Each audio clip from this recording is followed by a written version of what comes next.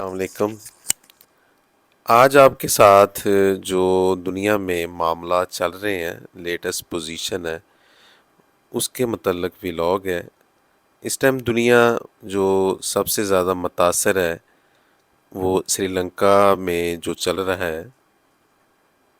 یہ 73 سال کی تاریخ کی کہانی ہے، اور یہ تاریخ اصل میں دو خاندانوں کی ہوشربا ترقی اور کامیابی کی داستان ہے۔ یہ الف لیلوی داستان بہت ہی زیادہ حیرت انگیز اور عجیب و غریب ہے۔ سال 1960 کی بات ہے کہ ایک شخص جس کا نام SWRD بندرا نائکے تھا، اسے قتل کر دیا جاتا ہے، اور وہ شخص قتل کے وقت ڈومینین آف سیلون یعنی آج کا سری لنکا اس کا وزیر اعظم ہوتا ہے۔ وہ اپنی سیاسی جماعت فریڈم پارٹی کے ذریعے اقتدار میں آیا ہوتا ہے۔ اس کے قتل کے بعد اس کی بیوی سریما بندرا نائکے کو ملک کی وزیر اعظم بنا دیا جاتا ہے۔ اسے دنیا کی پہلی خاتون وزیر اعظم ہونے کا اعزاز حاصل ہے۔ یہاں سے اس ملک میں خاندانی اقتدار کا نظام شروع ہوتا ہے۔ ملک کو بہت ہی عجیب و غریب فارمولے کے تحت چلایا جاتا ہے۔ یہ فارمولہ عموماً غریب اور ان پڑھ عوام والے ممالک میں بہت کامیاب رہتا ہے، یعنی قرض اٹھاؤ اور ملک چلاؤ۔ اس فارمولے کے دو فائدے ہوتے ہیں کہ ایک تو بیرونی دنیا میں بڑھنے والی مہنگائی کو کم رکھنے کے لیے اپنے عوام کو سبسڈی دی جاتی ہے، یعنی حکومت باہر سے مہنگا خرید کر عوام کو سستا دیتی ہے، اور اس کے علاوہ عوام پر ٹیکس کا بوجھ بھی نہیں ڈالا جاتا، جس کی وجہ سے ان پڑھ عوام سمجھتے ہیں کہ یہ سب ان کے سربراہ مملکت کی کرامات ہیں جو مہنگائی نہیں بڑھنے دیتا۔ عوام اس سے خوش ہو کر اسے مسلسل بار بار سربراہ حکومت منتخب کرتی ہے چلی جاتی ہے، اور عوام میں مقبولیت کا گراف اونچے سے اونچا ہوتا چلا جاتا ہے۔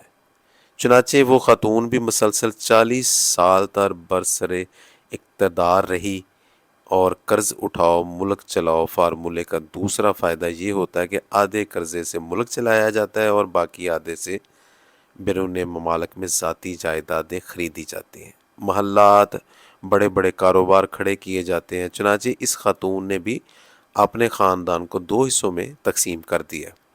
ایک حصے کو ملک کے اندر حکومتی اور انتظامی عہدوں پر فائز کر دیا، ہر بڑے محکمے کی بڑی بڑی سیٹوں پر بٹھا دیا تاکہ حکومت اور اداروں پر گرفت مضبوط رہے۔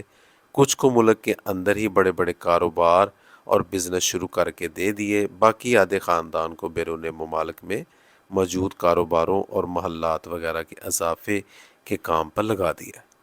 یوں اقتدار کے ساتھ ساتھ اس خاندان کے حالات بہتر سے بہتر ہوتے گئے۔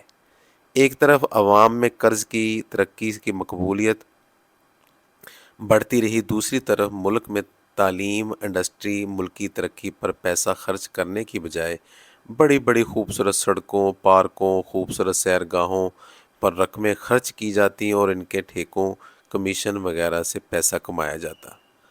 عوام یہ سب دیکھ دیکھ کر خوش ہوتے اور ان کا ملک ترقی کر رہا ہے۔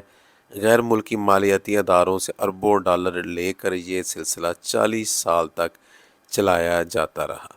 خاندانی اقتدار کا یہ عالم ہوتا ہے کہ وہ خاتون 1994 میں اپنی بیٹی کو ملک کی صدر بنا دیتی ہے۔ ملک قرضوں کے بوجھ تلے دبتا چلا جاتا ہے، ادارے تباہ ہوتے جاتے ہیں، اور اسی طرح سری لنکا میں بھی ہوا کہ ادارے تباہ ہوتے گئے، ملک قرضوں کے بوجھ تلے دبتا چلا گیا۔ سال 2000 میں 84 سال کی عمر میں اس خاتون کی وفات ہو جاتی ہے۔ وفات کے وقت بھی وہ ملک کی وزیر اعظم ہی ہوتی ہے۔ ایک طویل اقتدار کا خاتمہ ہو جاتا ہے۔ جس وقت وہ خاتون اقتدار میں تھی، عین اس وقت ایک اور خاندان، پاک سے خاندان بھی سیاست میں جگہ بنانے لگتا ہے۔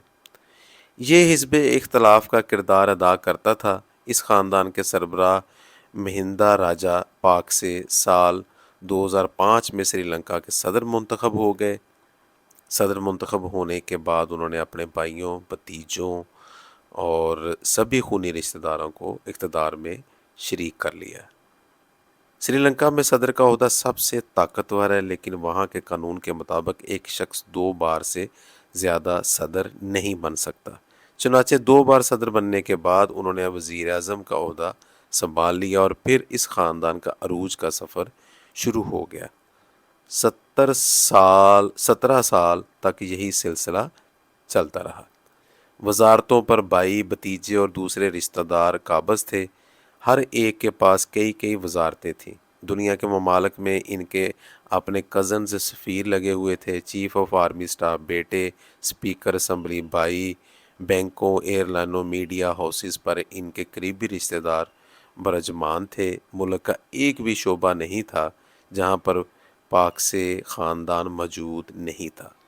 انہوں نے بھی بندرا نائک کے خاندان کی طرح پوری دنیا کے ہر ملک میں کاروبار، جائیدادیں، عظیم الشان محلات بنا رکھے تھے جن کی نگرانی اسی خاندان سے تعلق رکھنے والے کرتے تھے۔ یہ خاندان شاہی خاندان بنتا چلا گیا، جبکہ دوسری طرف سری لنکا معاشی طور پر دیوالیہ ہوتا چلا گیا۔ خزانے میں زر مبادلہ کے ذخائر صفر ہوتے چلے گئے۔ قرض واپس نہ کرنے کی وجہ سے غیر ملکی مالیاتی اداروں نے مزید قرض دینے سے انکار کر دیا۔ ملک میں پیٹرولیم مصنوعات کی قلت ہوتی چلی گئی۔ اس وقت صورتحال یہ ہے کہ سری لنکا میں بجلی غائب، پیٹرول غائب، گیس غائب، اشیاء ضرورت مارکیٹوں سے ختم ہو چکی ہیں، ہسپتالوں سے ادویات۔ لوگ پچھلے کئی ہفتوں سے سڑکوں پر دھرنے دے کر بیٹھے ہوئے ہیں اور ان کا ایک ہی مطالبہ ہے کہ پاک سے خاندان سیاست سے ہمیشہ کے لیے دفع ہو جائے۔ لیکن جیسا کہ آپ جانتے ہیں، اقتدار کا چسکا موت سے پہلے جان نہیں چھوڑتا۔ ان کے ماتحت ادارے انہیں تسلی دیتے رہے کہ فکر نہ کریں، سب کچھ ٹھیک ہو جائے گا۔ اداروں کی طفل تسلیوں کی وجہ سے یہ خاندان ابھی تک اقتدار سے چمٹا ہوا ہے۔ دوسری جانب ملکی معاشی حالات کی وجہ سے عوام کا غصہ شدید سے شدید تر ہوتا چلا گیا۔ فوج کو عوام پر گولی چلانے کا حکم دیا گیا، لیکن فوج نے اپنے ہی عوام پر گولی چلانے سے انکار کر دیا۔ مشتعل عوام کو پولیس کنٹرول کرنے کی کوشش کرتی ہے تو عوام پولیس والوں پر تشدد شروع کر دیتی ہے۔ لوگوں نے وزیر اعظم ہاؤس کو آگ لگا کر راکھ کر دیا ہے۔ کئی ممبران اسمبلی کو قتل کر دیا گیا۔ دوسری جانب 2 دن پہلے وزیر اعظم مہندرا راجہ پاک سے اپنی بیوی، بچوں، اہل خانہ کے ساتھ ہیلی کاپٹر میں سوار ہو کر فرار ہو گیا تھا۔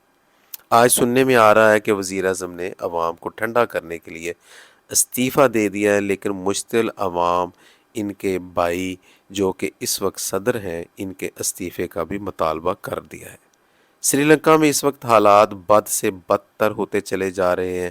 مشتعل عوام بڑی بڑی گاڑیوں، عظیم الشان محلات کو آگ لگا رہی ہے، جبکہ حکومتی ارکان مفرور ہو چکے ہیں۔ آنے والے اگلے چند روز بہت اہم ہیں، لیکن ایک بات آپ نے نوٹ کی ہوگی کہ دنیا کے ایک اور ملک میں بھی سری لنکا کے حالات اور تاریخ کے حیرت انگیز مشابہت پائی جاتی ہے۔